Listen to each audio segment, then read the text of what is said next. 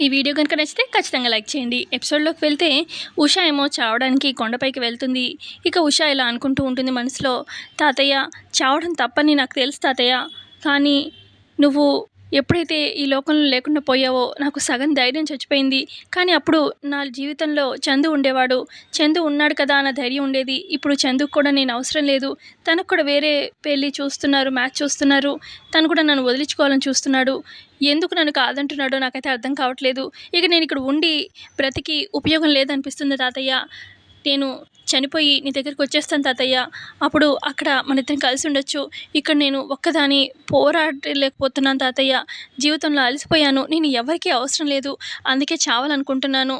ఇంకా నాకు వేరే మార్గం లేక చావబోతున్నాను తాతయ్య అని చెప్పి ఇక దూకుపోవడానికి సిద్ధంగా ఉంటుందన్నమాట ఉష. కరెక్ట్‌గా దూకే టైంకి పల్లవి వచ్చి ఆపుతుంది. ఉష ఏం చేస్తున్నావు అని చెప్పి చెంప మీద ఒక్కటి కొడుతుంది. ఇక ఉష ఏమో అక్క అని చెప్పి పల్లవిని హగ్ చేసుకొని ఏడుస్తూ ఉంటుంది. ఏంటి ఉష, ఏంటి నువ్వు చేసే పని? చావడం ఏంటి తప్పని తెలీదా అని చెప్పి అంటూ ఉంటుంది పల్లవి. అప్పుడు ఉష చావడం తప్పని తెలుసక్క. కానీ నేను ప్రేమించిన వ్యక్తికి నా అవసరం లేదని అర్థమైపోయింది. ఇక నేను బ్రతికి ఏం ఉపయోగం? నువ్వు నాకు చాలా ధైర్యం చెప్పావక్క.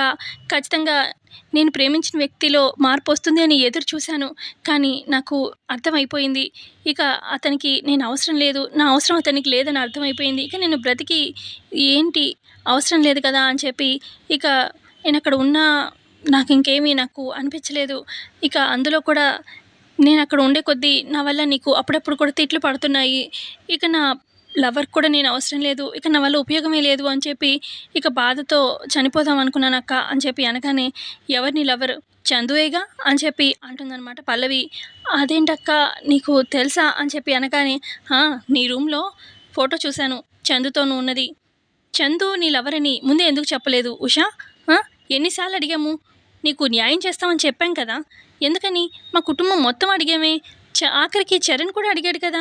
ఎందుకని చెప్పలేదు అని చెప్పి అంటూ ఉంటే ఇక అప్పుడు ఉష అంటుంది, అంటే అక్క చందు నన్ను చాలా సార్లు బెదిరించాడు. నువ్వు కరెక్ట్‌గా వచ్చే టైంకి నువ్వు ఒకసారి వచ్చే టైంకి నా గొంతు పట్టుకున్నాడు. అలాగే ఇలా చాలా సార్లు వచ్చే టైంకి తన మాట మార్చి వేరే రకంగా చెప్పేవాడు.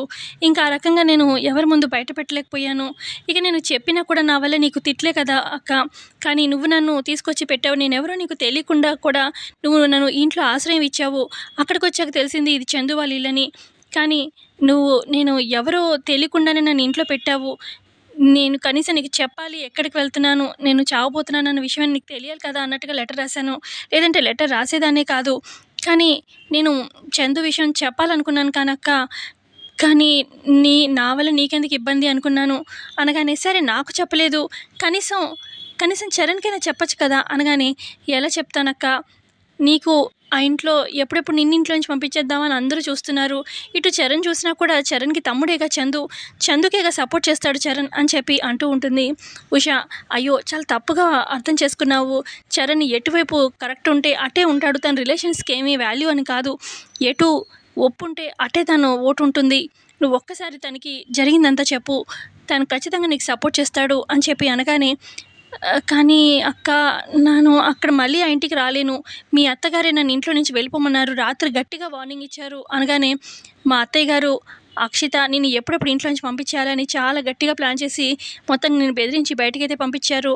నీకు చందుకి నేను పెళ్లి చేస్తానని మాటిస్తున్నాను కదా! నువ్వు చావద్దు, ఎక్కడికి వెళ్ళొద్దు. నువ్వు మళ్ళీ అటే ఆ ఇంటికి రావాలి అనగానే, ఎలా వస్తాను? నేను ఆ ఇంటికి పని మనిషికి కూడా పనికి రాను అని చెప్పి మీ అత్తగారు చెప్పారు. ఎక్కడ నేను ఆ ఇంటికి కోడలవుతాను అని చెప్పి ఆవిడ భయంతోని ఇంట్లో నుంచి గెంటేశారు. నన్ను వెళ్ళిపోమని బెదిరించారు. అందుకే వచ్చేసానక్క. నువ్వు నన్ను తీసుకొచ్చావు కాబట్టి నీకు లెటర్ రాసి మరీ వచ్చాను. లేదంటే చెప్పేదాన్నే కాదు అన్నట్టుగా చెప్తూ ఉంటుంది ఉష. ఉష అంటుంది, నాకు చందుకి పెళ్లి చేస్తానని మాటిస్తున్నావు. ఎలా చేస్తావు అక్క చెప్పు అని చెప్పి ఉష అంటూ ఉంటే, ఎలా చేస్తాను ఏంటనేది నేను నీకు ఇప్పుడు చెప్పలేను కానీ ఉష, ఖచ్చితంగా పెళ్లి చేస్తాను. కానీ నువ్వు అప్పుడు దాకా అక్కడుంటా ఇక్కడుంటా కాదు, మా ఇంట్లోనే అక్కడే ఉండాలి అనగానే, మరి ఎలా నన్ను అక్కడ సుమలత గారు లోపలికి రానిరు కదా అని చెప్పి అంటుంది పల్లవి. అదే ఉష అంటుంది. అప్పుడు పల్లవి, నేనైతే నేను ఇంట్లోకి తీసుకురాలేను కానీ ఖచ్చితంగా చరణ్ ద్వారా అయితే ఇంట్లోకి తీసుకురాగలను. నా దగ్గర ఒక ప్లాన్ ఉంది, రా నువ్వు అని చెప్పి ఇక ఉషాని తీసుకొస్తుంది. ఆ తర్వాత ఇటు గుండమ్మని చూపిస్తారనమాట. గుండమ్మ వెయిట్ చేస్తూ ఆలోచిస్తూ ఉంటుంది హాల్‌లో. అప్పుడే ఇక ఆఫీస్‌కి వెళ్దామని రెడీ అయ్యి వస్తాడనమాట. ఆహ్, ఆదిత్య "ఎక్కడికండి బయలుదేరారు?" అనగానే "ఆఫీస్‌కి వెళ్తున్నాను" అని చెప్పి ఆదిత్య చెప్తాడు. "అదేంటండి హాస్పిటల్‌కి వెళ్ళి నా కిడ్నీ ఎవరిచ్చారో కనుక్కుందాము" అనగానే "హాస్పిటల్‌కి ఎందుకమ్మా" అని చెప్పి శ్రీనివాసరావు వస్తారు. "అది నాకు ఒంట్లో అంతా బాగానే ఉంది మావయ్య. నాకు కిడ్నీ ఎవరు డొనేట్ చేశారనేది కనుక్కోవాలనుంది" అని చెప్పి అంటూ ఉంటే అప్పుడే అక్కడికి వైష్ణవి వస్తుంది. "ఇదేంటి హాస్పిటల్ అంటుంది" అని చెప్పి వైష్ణవి చూస్తూ ఉంటుంది. ఇటు గుండమ్మ చెప్తుందనమాట ఆదిత్యకి, "అంటే అండి అప్పుడు డాక్టర్ చెప్పిన మాటల ప్రకారం నాకు కిడ్నీ బాగా దగ్గర వాళ్ళే ఎవరో ఇచ్చుంటారు అని చెప్పి అన్నారు కదా! అంత బాగా మ్యాచ్ అయిందని. అంటే నాకెందుకో నా కిడ్నీ నా కూతురే ఇచ్చిందని అనిపిస్తుందండి. అందుకే కిడ్నీ ఎవరు డొనేట్ చేసుకున్నారనేది తెలియాలనిపిస్తుంది. డాక్టర్‌తో మాట్లాడదాము" అని చెప్పి అంటూ ఉంటే ఇక అప్పుడు శ్రీనివాసరావు, "అవునురా గుండమ్మ ఎవరినైనా కన్విన్స్ చేసి మాట్లాడగలదు. డాక్టర్ గారు నీకైతే ఏం చెప్పకుండా మాట దాటేశారు కానీ గుండమ్మకి చెప్పొచ్చేమో కదా! గుండమ్మని తీసుకెళ్ళు ఇద్దరు వెళ్ళండి" అని చెప్పి అనగానే, "సరే అలాగే, అలాగే నాన్న గుండమ్మ రెడీ అవ్వు వెళ్దాము హాస్పిటల్‌కి" అని చెప్పి ఆదిత్య అంటారు. ఇక అప్పుడు వైష్ణవి, అమ్మో! వీళ్ళు హాస్పిటల్‌కెళ్తే ఇంకేమన్నా ఉందా అని చెప్పి ఇక కరెక్ట్‌గా హాస్పిటల్ బయలుదేరే టైంకి, అమ్మా! నాకు గుండెలో నొప్పిగా ఉంది. గుండెంతా పట్టేసింది అని చెప్పి వైష్ణవి గుండెను పట్టుకొని అల్లాడిపోతున్నట్టు యాక్షన్ చేస్తూ ఉంటుంది. అయ్యో! వైష్ణవి ఏమైంది అని గుండమ్మ పట్టుకొని చూస్తూ ఉంటే, అయ్యో! హాస్పిటల్‌కి వెళ్దాము డాక్టర్‌ని పిలవండి అని చెప్పి అనగానే గుండమ్మ ఇక అప్పుడు అటు వైష్ణవి, అయ్యో! గుండమ్మ ఏం అవసరం లేదు. నాకెందుకో కొంచెం కంగారుగా, దడగా ఉంది. గుండెంతా పట్టేసినట్టుగా ఉంది. కొంచెం రెస్ట్ తీసుకుంటే సరిపోతుంది. నువ్వు నా పక్కనే ఉండు గుండమ్మ ప్లీజ్ అని చెప్పి వైష్ణవి అంటూ ఉంటే, సరే అయితే నేను నీ పక్కనే ఉంటాను. కొంచెం రెస్ట్ తీసుకో. ఇంటి పనంతా నేను చూసుకుంటాను. నాకిప్పుడు బాగానే ఉందిగా అని చెప్పి గుండమ్మ అంటూ ఉంటే, ఇక అప్పుడు శ్రీనివాసరావు, ఆదిత్య వైష్ణవికి బాగాలేదు కదా! హాస్పిటల్ పని తర్వాత చూసుకుందాంలే. గుండమ్మ ఇక్కడే ఉంటుంది. నువ్వు ఆఫీస్‌కి వెళ్ళు అని చెప్పి అనగానే, సరే అని చెప్పి ఇక ఆదిత్య, గుండమ్మ నువ్వు వైష్ణవి దగ్గరే ఉండు. నేను ఆఫీస్‌కి బయలుదేరుతాను అని ఆఫీస్‌కి బయలుదేరుతారు. ఇక ఇటు వైష్ణవి, హమ్మయ్య! ఇప్పటికైతే హాస్పిటల్‌కి వెళ్ళకుండా ఆపేశాను. కానీ ఎట్లాగైనా హాస్పిటల్‌లో డాక్టర్‌ని మేనేజ్ చేయాలి. మళ్ళీ వీళ్ళు వెళ్ళేలోపు అని చెప్పి వైష్ణవి మనసులో అనుకుంటూ ఉంటుంది. మరోపక్క ఇటు ఇద్దరు రౌడీలతోని పల్లవి, అలాగే ఉష ఒక దగ్గర రోడ్డు దగ్గర వెయిట్ చేస్తూ ఉంటారు. ఇక పల్లవి చెప్తూ ఉంటుంది, కాసేపట్లో ఈ రూట్‌లో చరణ్ కార్‌లో ఇటొస్తారు. అయితే నేను చెప్పింది గుర్తుంది కదా ఉష! నువ్వు నేను చెప్పినట్టుగానే యాక్షన్ చేయాలి అనగానే, నాకు భయమేస్తుందక్క అని చెప్పి ఉష అంటుంది. భయపడితే కాదు ఉష, నువ్వు మళ్ళీ ఆ ఇంటికి చేరుకోవాలి. నా ద్వారా అయితే ఆ ఇంట్లోకి రాలేవు.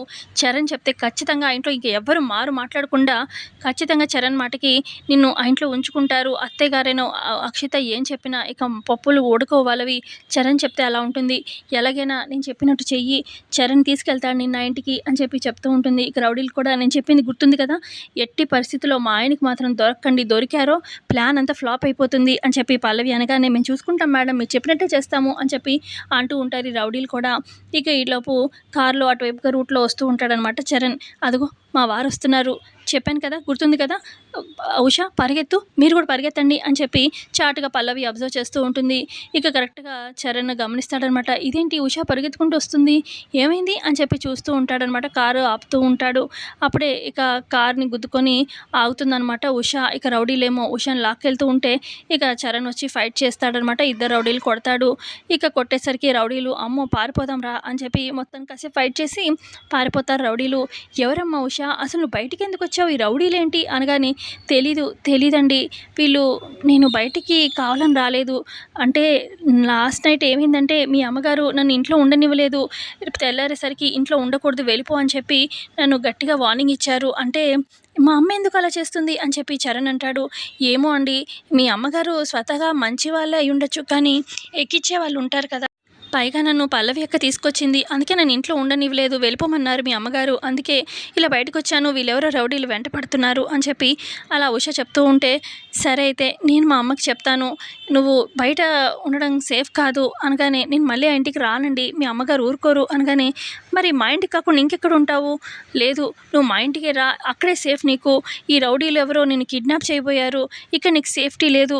నేను మాట్లాడతాను కదా మా అమ్మతోని అని చెప్పి ఇక ఉషాని ఇంటికి తీసుకెళ్తాడనమాట. ఇక చరణ్ కార్‌లో ఎక్కించుకొని హమ్మయ్య! మొత్తానికైతే ఉషాని చరణ్ ఇంటికి తీసుకెళ్తున్నారు అని పల్లవి హమ్మయ్య! అనుకుంటుంది. ఇక పల్లవి కూడా ఇంట్లో చేరుకుంటుంది. ఇంకా ఆ తర్వాత ఇటు పక్క చందు ఏమో ఇటు ఉషా రూమ్‌లోకొచ్చి ఉషా అని చెప్పి చూస్తాడు. హమ్మయ్య! ఉష లేనట్టుంది. అమ్మ చెప్పిన మాటకి బెదిరిపోయి పారిపోయినట్టుంది అని చెప్పి డాన్స్ వేస్తూ ఉంటాడు. ఇక అక్కడికి వస్తుంది అక్షిత. ఏంటి తెగ డాన్స్ ఏస్తున్నారు మరిది గారు ఏంటి విషయం అనగానే, నైట్ అమ్మ చెప్పింది కదా! ఇక ఉష పారిపోయింది. ఉష ఇంట్లో లేదు అనగానే ఓహ్! సూపర్ అని చెప్పి ఇద్దరు హైఫై కొట్టుకుంటారు. అప్పుడే అక్కడికి సుమలత వచ్చి ఏంటి ఇద్దరు హైఫై కొట్టుకుంటున్నారు ఏంటి అని చెప్పి అనగానే ఏం లేదు ఆంటీ నైట్ మీరు వార్నింగ్ ఇచ్చారు కదా! ఉష వెళ్ళిపోయిందంట అనగానే హమ్మయ్య! నాకు చాలా హ్యాపీగా ఉంది మమ్మీ అని చెప్పి అంటాడనమాట చందు. నీకెందుకురా అంత హ్యాపీ అనగానే అది కాదు మమ్మీ తను కావాలని నా మీద పడ్డం అదంతా నాకు నచ్చట్లేదు. నాకు బ్యాడ్ టైమ్ కదా! అని చెప్పి అనగానే చందు అలా అనగానే ఇక అక్షిత అవునంటీ నేను కూడా 2, 3 సార్లు అబ్జర్వ్ చేశాను అని చెప్పి అక్షిత కూడా అంటూ ఉంటుంది. పోన్లే దాని పీడ పోయింది అది వెళ్ళిపోయింది. లేదంటే నా నెత్తి మీద కూర్చునేది అని చెప్పి సుమలత అంటూ ఉంటుంది. ఈ లోపల ఇంటి ముందు కారు ఆగుతుంది. కారులో నుంచి చరణ్ అలాగే ఉష ఇంట్లోకి వస్తూ ఉంటారు. ఇదేంటి అన్నీ తీసుకొస్తున్నాడు ఉషాని అని చెప్పి గబగబా వీళ్ళంతా హాల్లోకి వస్తారనమాట. ఇక లోపలికి ఉషాని తీసుకొస్తూ ఉంటే రే ఆగు ఉషా నువ్వు మళ్ళీ ఎందుకు వచ్చావు నిన్ను వెళ్ళిపోమన్నాను కదా ఇంట్లో నీకు స్థానం లేదని చెప్పాను కదా అని చెప్పి అంటూ ఉంటుంది సుమలత. మమ్మీ నేనే తీసుకొచ్చాను ఉషాని ముందు నేను చెప్పేది విను. అక్కడ రౌడీలు రోడ్డు మీద ఈ అమ్మాయికి సేఫ్టీ లేదు. ఇద్దరు రౌడీలు ఈ అమ్మాయిని కిడ్నాప్ చేయబోయారు. ఆ అమ్మాయికి రోడ్డు మీద ఎక్కడ సేఫ్టీ లేదు అందుకే నేను తీసుకొచ్చాను అని చెప్పి అంటూ ఉంటాడు చరణ్. ఆ తర్వాత శరణ్ అంటాడు అయినా పల్లవి తీసుకొచ్చి ఈ అమ్మాయిని ఇంట్లో పెట్టింది అప్పుడే ఈ అమ్మాయి ఇంటి పిల్లయింది ఎందుకు ఈ అమ్మాయిని వెళ్ళిపోమన్నావు అని చెప్పి అంటూ ఉంటాడు వాళ్ళ అమ్మతోని. అప్పుడు సుమలత రే నీకు అంత క్లియర్గా నేను చెప్పలేనురా ఈ అమ్మాయి మాత్రం ఇంట్లో వద్దు అనకనే లేదు మమ్మీ బయట ఎక్కడ ఉండడానికి లేదు ఈ అమ్మాయిని ఇక్కడే ఉంచాలి అని చెప్పి చరణ్ చెప్పేస్తాడనమాట. ఇక పల్లవి బాగా అయింది అన్నట్టుగా చూస్తూ ఉంటుంది. సో ఇంతే అండి వాళ్ళ ఎపిసోడ్లో జరిగింది. ఎపిసోడ్ నచ్చితే లైక్ చేయండి. Thanks for watching.